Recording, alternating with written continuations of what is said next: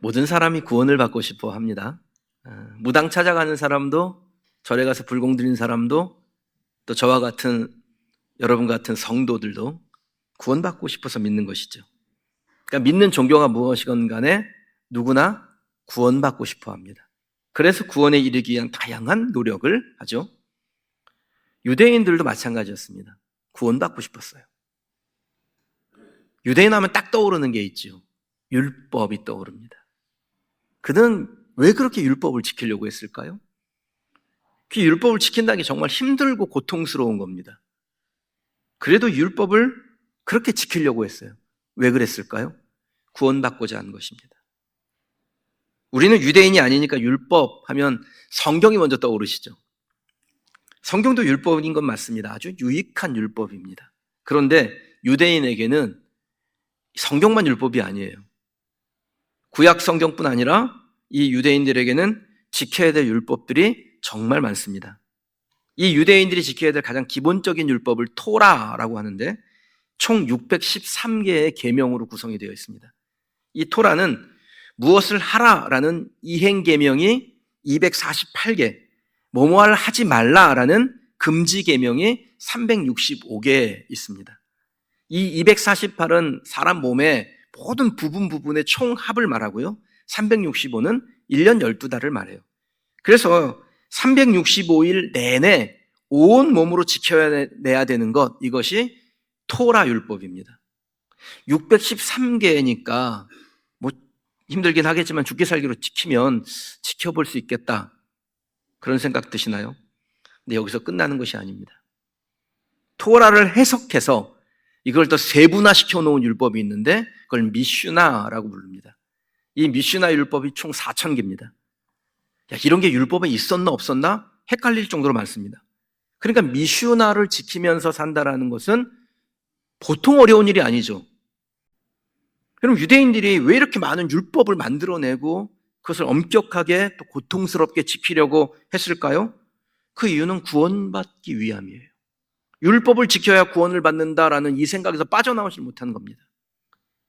예수 그리스도께서 율법으로는 구원받을 수 없고 그리스도를 믿음으로 구원받는다는 걸 보여주기 위해서 하나님의 그 경륜 가운데서 이 땅에 성육신 하셨잖아요.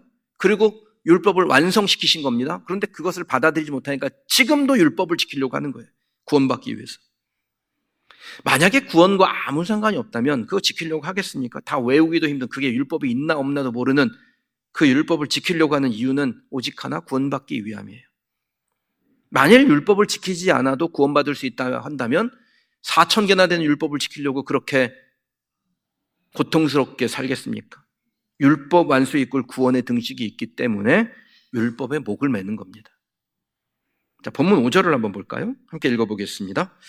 모세가 기록하되 율법으로 말미암는 의를 행하는 사람은 그 의로 살리라 하였거니와, 자, 모세는요, 율법에 완전한 자는 그 율법으로 말미암아 산다라고 했습니다. 이 말이 좋지요. 불가능한 기준을 던져주고 그 기준을 넘어서는 사람은 구원받는다라고 한 거예요. 게다가 이 율법을 완전하게 지킨다라는 것은 행위의 열매만 얻는 것이 아닙니다. 율법을 완전하게 지킨다는 것은 행위는 물론이요, 우리의 본질적 자아까지 율법에게 완전히 순종한다라는 것을 말해요. 그러니까 존재 자체가 의로워야 된다라는 겁니다. 근데 존재가 의로울 수 있나요? 행위도 못 따라올 뿐더러 존재 역시 시작부터 죄 아닙니까? 원죄는 어떻게 해결할 거예요? 로마서 3장 23절에 모든 사람이 죄를 범하였음에 하나님의 영광에 이르지 못했다라고 규정하고 있지 않습니까? 그러니까 행위로는 지은 죄가 없다 할지라도 존재적인 죄, 원죄가 있다라는 겁니다. 그리고 그 원죄로 인해서 하나님의 영광에 이르지 못한다, 의에 도달할 수 없다라는 것이 성경의 규정입니다. 아담의 죄가 우리에게로 들어와서 원죄가 되고 그에 따라 인간은 전적 부패해졌으며 그 전적 부패한 인간이 아무리 벽 쳐다보고 있는다 그래서 문제가 해결되는 게 아니라는 겁니다. 자, 그러면 인간의 노력으로 구원에 이르는 것은 불가능한가요? 불가능하죠. 그러니까 안 되는 거니까 여러분 하지 마세요. 사람의 노력으로는 절대 도달할 수 없습니다. 그럼 어떻게 구원에 이를 수 있습니까? 사도 바울은 오늘 본문에서 구절을 통하여 구원에 이르는 비밀이 무엇인지를 설명하는데 명확하게 설명해요. 그럼 복음은 헷갈리는 게 아닙니다. 명확해요. 아, 이거구나. 딱 단정해요. 9절 같이 읽어볼게요. 내가 만일 내 입으로 예수를 주로 시인하며 또 하나님께서 그를 죽은 자 가운데서 살리신 것을 내 마음에 믿으면 구원을 받으리라. 아멘. 명확하지 않아요. 분명하지 않아요. 내 입으로 예수를 주로 시인, 하나님께서 그 죽은 자 가운데서 부활시키신 예수를 내 마음에 믿으면 구원을 얻는다. 사랑하는 성도 여러분, 이 말씀을 여러분 마음에 새겨 놓으시기 바랍니다. 하나님께서는 인간의 노력으로는 절대 구원에 이를 수 없다라고 말씀하셨습니다. 근데 인간은 자꾸 뭐라도 해야 좀 안심이 되나 봐요. 그러니까 뭐라도 자꾸 하려고 하는 거예요. 그럼 우리가 신앙생활하면서 뭘 자꾸 하지요? 그건 구원받기 위해서 하는 게 아니에요. 구원받은 사람으로서 감사해서 하는 거예요. 하나님 앞에 헌금 드려요? 구원받기 위해서 하는 거 아니에요. 헌금 뭐 얼마나 많이 해보세요. 그게 구원이 되나? 하나님께서 구원해 주신 것을 감사하여 드리는 거죠. 봉사요? 봉사 100만 년을 해보세요. 구원받을 수 있나? 하나님께서 구원해 주신 것이 감사하여 봉사하는 겁니다. 그러니까 구원에 이르는 길은 다른 게 없어요. 오직 하나 믿음뿐이에요. 사랑하는 저와 여러분이 오늘 말씀을 통해서 영원한 구원에 이르는 믿음이 무엇인지를 정확하게 알고 구원에 이르는 유일한 길 대신 예수 그리스도를 믿는 성도 되시길 주님의 이름으로 축원합니다. 자, 그러면 구원에 이르는 믿음 어떤 믿음인가요? 10절 말씀 볼까요? 같이 읽겠습니다. 사람이 마음으로 믿어 의에 이르고 입으로 시인하여 구원에 이르느니라. 아멘. 여러분, 구원에 이르는 믿음은 예수를 시인하는 믿음이에요. 내 마음과 입으로 시인하는 거예요. 사람이 어떻게 구원에 이릅니까? 마음으로 믿고 입으로 시인할 때 구원은 시작되는 것입니다. 그 마음에 확고한 믿음이 있고 그것을 입술로 시인할 때, 그것이 동시에 우리 가운데 있을 때, 마음과 몸이 예수를 나의 구주라고 고백하는 그 믿음이 아니고서는 구원에 이룰 수 없는 겁니다. 단지 저 믿어요. 예수님이 구세주인 것 같아요. 이 정도가 아니에요. 온 몸과 마음이 확신에서 차서 그 믿음의 고백이 우리에게 있을 때 그것이 우리를 구원에 이끄는 믿음이라는 거예요. 이 로마서가 기록될 당시요, 그리스도인들이 핍박을 많이 받던 때입니다.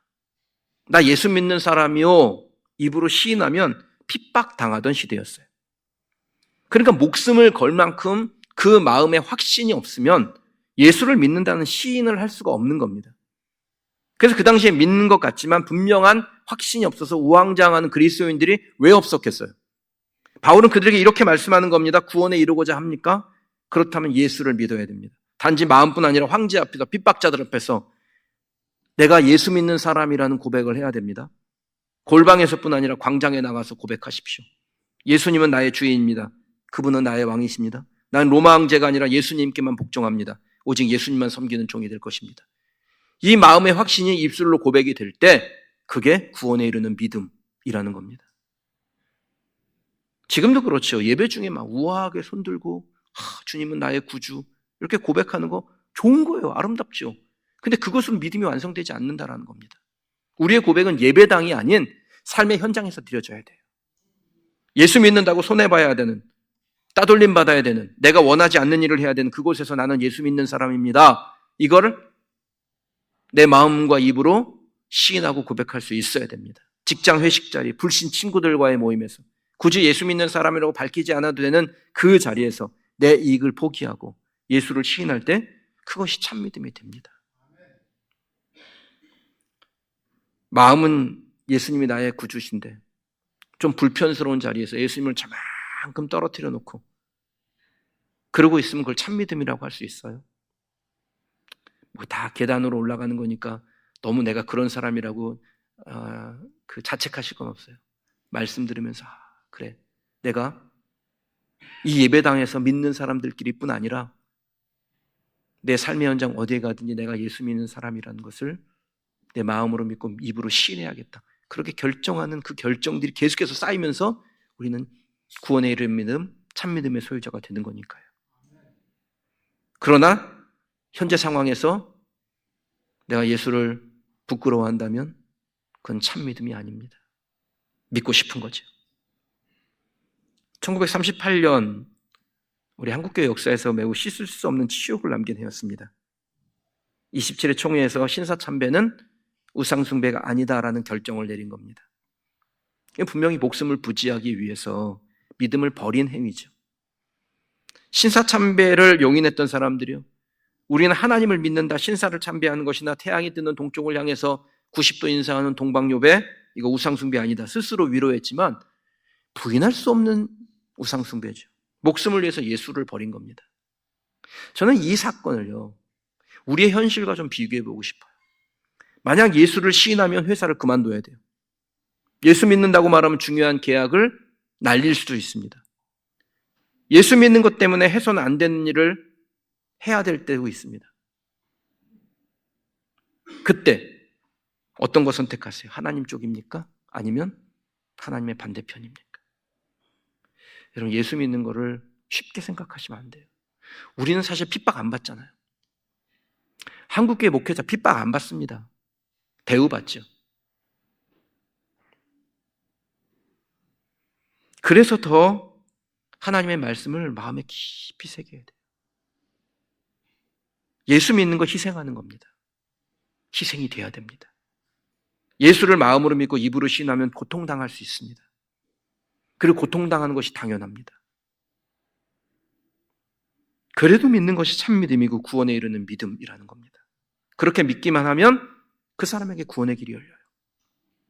구원은 그런 확고한 믿음의 결과인 겁니다. 믿는다고 하면서 내가 손해보는 건 못하겠다면 진짜 믿음이 아니죠. 구원에 이르는 믿음은 그 어떤 상황에서 예수님을 나의 왕으로, 나의 주인으로 인정하는 겁니다. 예수님이 내 인생 전체에서 가장 중요한 분이며 그 어떤 것과도 바꿀 수 없는, 나의 목숨과도 바꿀 수 없는 분이라고 우리의 진실한 마음의 고백, 내 입술에 시인이 있을 때 그가 구원에 이르는 믿음을 소유한 사람인 겁니다. 저는 저와 여러분들이요, 흔들림 없는 구원에 이르는 참 믿음을 갖춰가기를, 매일매일 그 믿음을 쌓아가는 성도들이 되길 주의 이름으로 축원합니다. 제가 새벽마다 성도들을 위해서 기도할 때 세상의 염려로 하나님을 멀리하거나 재물의 눈이 멀어 우선순위가 흔들리는 성도가 없게 하사 큰 부흥 이루게 하소서, 이렇게 기도해요.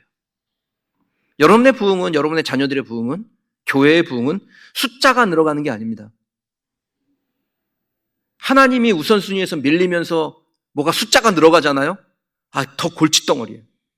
문제가 심각해지는 거예요. 도리어 지위가 높아지고 재물이 늘어가고 좋은 학교, 좋은 직장에 들어가는 것이 부흥이 아니라 세상 염려하다가 흔들리지 않는, 재물에 눈이 어져서 하나님을 뒷전으로 미루지 않는, 우선순위가 혼동되지 않는 상태, 그걸 부흥이라고 합니다. 사랑하는 성도 여러분, 여러분이 부흥되기를 축복합니다. 그래서 하나님이 여러분의 시야에서 벗어나지 않게 하셔야 돼요. 하나님이 우선순위에서 밀리면 당장은 잘 된다 할지라도 불안하잖아요. 하나님 없이 만들어진 게 불안하지 않으세요? 일단 구원에 이르는 믿음이 흔들릴 거 아닙니까? 저나 여러분이나 견고한 믿음의 소유자로 살아가기를, 거기에 부흥도 함께 누리는 성도의 삶이 되기를 주님의 이름으로 축원합니다. 구원에 이르는 믿음, 어떤 믿음인가요? 두 번째, 예수님을 죽은 자 가운데서 살아나셨음을 믿는 믿음, 십자가 부활의 믿음이에요. 믿음이란 건 막연한 것이 아닙니다. 아주 구체적이죠. 예수님 좋은 분이죠. 믿으면 구원받는다고요? 그러면 좀 믿어보도록 할게요. 이런 식이 아니라고요. 믿음은 확정적이고 구체적입니다. 우리가 믿는 예수님이 어떤 분이신지를 정확하게 알고 믿어야 됩니다. 그러니까 막연히 예수님 좋은 분, 나한테 잘해주신 분, 내가 원하는 것도 들어주시는 분, 이건 바른 믿음이 아니에요. 구절을 다시 한번 읽어볼게요. 읽겠습니다. 또 하나님이 그를 죽은 자 가운데서 살리신 것을 내 마음에 믿으면 구원을 얻으리라. 아멘.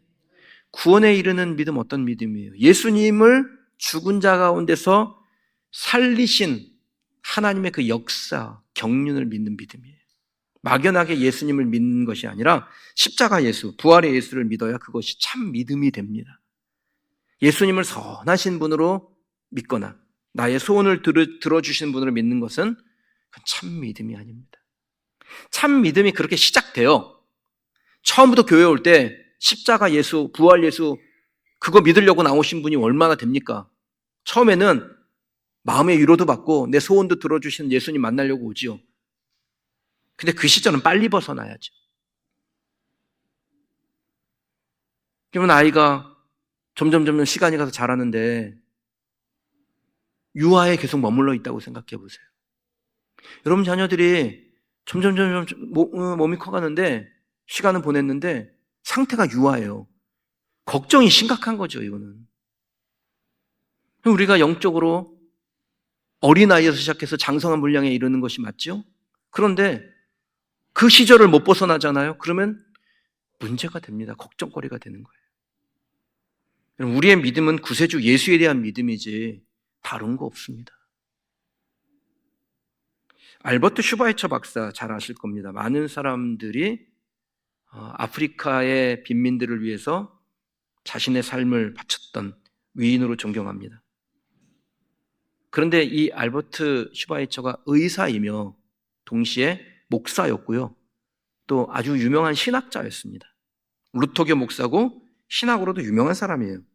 근데 그의 신학을 뭐라고 그러냐면 역사적 예수 신학이라고 불러요. 이 역사적 예수라는 게 무엇이냐면 동정녀 탄생, 예수님의 행하신 이적, 부활과 승천 이런 신앙의 근간이 된 것을 믿는 것이 아니라 인류를 위하여 의롭게 살다가 십자가에 처형당한 삶의 모범을 보인 역사적 예수를 믿어야 된다. 이것이 역사적 예수 신학의 근간입니다. 그러니까 그는 철저하게 자기의 신념에 따라 산 겁니다. 그래서 예수님처럼 살겠다고 결심하고 아프리카에 가서 자신의 생애를 바쳤죠. 사람으로는 존경받을 만해요. 하지만 참 믿음의 소유자는 아닙니다. 왜 그렇습니까? 말씀대로 믿잖아요. 우리에게 예수님은 인간이란 어떻게 살아야 되는가, 가장 보람된 삶이 무엇인가를 보여주는 역사적 모델이 아닙니다. 예수님을 닮고 배워야 되는 건 맞습니다.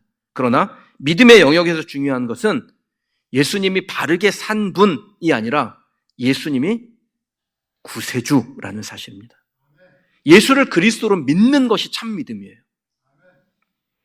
예수님은 바른 사상을 우리에게 전해주기 위해서 이 땅에 오신 것이 아니라 죽은 자 가운데서 살아나심으로 모든 죄의 결박을 깨트리고 죄로 인하여 죽을 수밖에 없는 인류를 구원하기 위하여 이 땅에 오신 것입니다.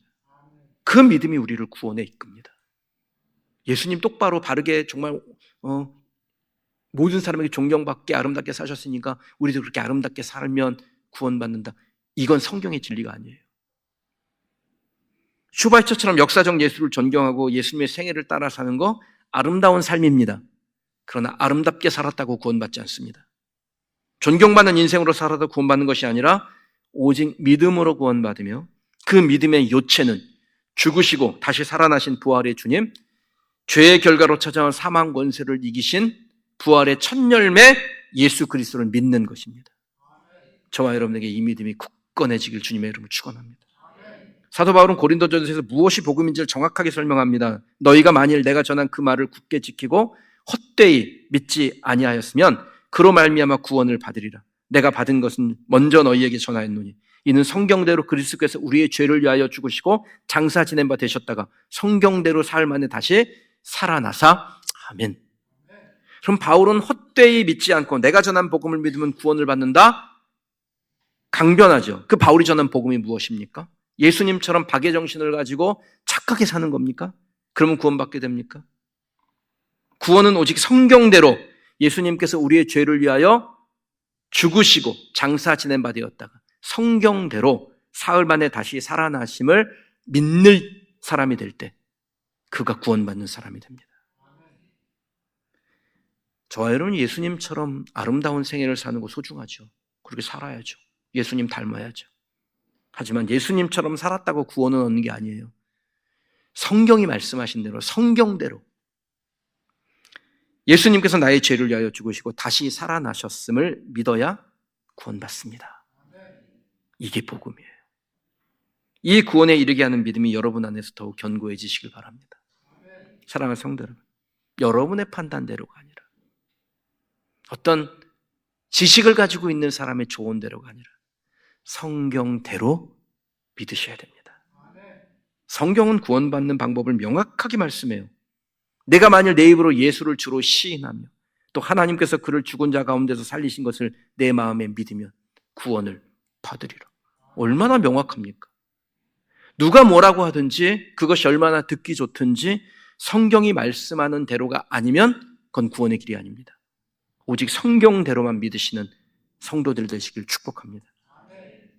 성경대로 십자가에서 죽으시고 성경대로 다시 살아나신 예수 그리스도를 믿습니다. 이것이 우리의 고백이 되어야 돼요. 이 고백이 우리를 죄로부터 자유하게 하는 것입니다. 오직 성경대로만 믿는 여러분 되시기를 주님의 이름으로 축원합니다. 말씀 맺겠습니다. 구원은 오직 믿음에서만 나오죠. 다른 길은 없습니다.